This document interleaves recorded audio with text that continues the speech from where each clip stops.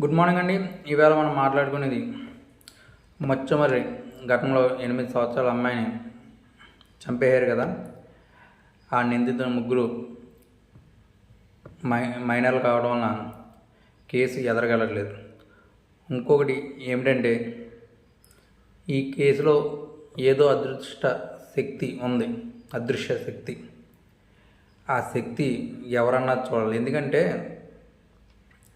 ఇంత జరిగింది, ఇలా ఇప్పుడు అవి ఆ బాడీని ఏం చేసారు అన్నది ఇప్పుడు కూడా లేదు. అలాగే ఈ ఘటనలో రూరల్ సిఐని ఎస్ఐని సస్పెండ్ చేశారు. అలాగే ఈ ఘటన అధికార పార్టీకి సంబంధించి ఉంది అంటున్నారు.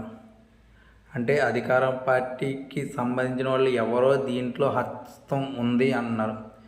అలాగే ఈ ఘటనలో మెయిన్లీ మైనర్లు కావడం ముగ్గురు, వాళ్ళు మొబైల్కి అలవాటు పడి మొబైల్లో ఇవన్నీ చూసే మేము చేసామని చెప్పారు. అలాంటి బాలిక మృతదేహాన్ని ముసల్లో ఉన్న ఏరియాలో వేస్తే చెప్పలేం, ఆమె మిస్ అయ్యే అవకాశం ఉంటుంది. ఎందుకంటే అవి తినేస్తే ఇంకా దొరికే అవకాశం ఉంటుందా, ఉండదు.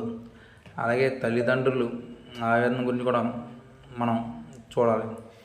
ఎందుకంటే తల్లిదండ్రులు ఎంతో బాధతో ఉంటారు. ఎందుకంటే 8 సంవత్సరాల అమ్మ ఎలా మిస్ అయిందని. ఎందుకంటే కుర్రోడు, ఒక మైనర్లో ముగ్గురులో ఒక కుర్రోడు పెదనాన్న ఈ చేశారని గ్లాసెస్ వస్తున్నాయి. అది ఎంతవరకు కరెక్ట్గా పోలీసులు నిర్ధారణ. దీంట్లో హోంశాఖ మంత్రి అనిత గారు చాలా సీరియస్గా తీసుకున్నారు. కానీ ఎక్కడా కూడా కనబడదు. ఏదన్నా సాక్ష్యం ఉంటేనే అది చెల్లుబాటు అవుద్ది, సాక్ష్యం లేకపోతే అది చెల్లుబాటు అవ్వదు. మనం ఎంత చేసినా సరే. ఈవెన్ డైరెక్ట్ డిటెక్టివ్ మూవీ ఉంటుంది, అది సాక్ష్యాలు లేకుండా చేయటం వలన స్పార్క్స్ వచ్చి మర్డర్ చేస్తారు. అది సాక్ష్యాలు లేకపోవడం వలన అది మళ్ళీ హీరో వచ్చి చెప్తే కానీ అది రివ్యూ అవ్వలేదు. అలాగే వీళ్ళలో ఎవరొకరు ఒప్పుకుని ఇలా జరిగింది, ఇలా జరిగిందని చెప్తే అప్పుడు ఇది కేసు ఎదరగలదు తప్ప, లేకపోతే ఎట్టి పరిస్థితులు ఈ కేసు ఎదరగలదు. ఎందుకంటే ఇది చంద్రబాబు నాయుడు గారికి, పవన్ కళ్యాణ్ గారికి, హోంమంత్రి గారికి చాలా సవాల్తో కూడిన విషయం. ఇది తొందరలోనే 12 రోజులు అయింది. తొందరలోనే ఇది కంపల్సరీ కేసుని ఇంకా ముందుకు తీసుకెళ్ళి దోషులు ఎవరినో పట్టి శిక్షించాలని మనం కోరుకుందాం. కానీ ఇలాంటి సంఘటనలు జరిగితే చాలా బాధ అనిపిస్తుంది. ఎందుకంటే ఇలాంటి సంఘటనలో 8 సంవత్సరాల అమ్మాయి, పాపం ఏమీ తెలియదు ఆ అమ్మాయికి. ఇలాంటి సమాజంలో ఇలాంటి వాళ్ళు ఉన్నారంటే మనం బాధపడవలసిన విషయం.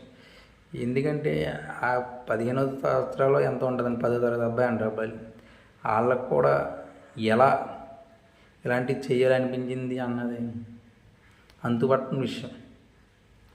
ఈ మొబైల్ వలన ఇదంతా జరిగిందా అనిపిస్తుంది.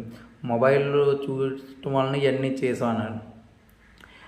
బాలిక మృతదేహాన్ని మొసళ్ళు తినేసి ఉండొచ్చని పోలీసులు అనుమానం అంట, చెప్పలేం.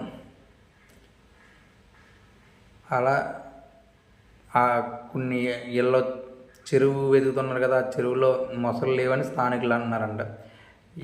ఇది ఏమి అయ్యిందన్నది ఆ దేవుడికి తెలాలి.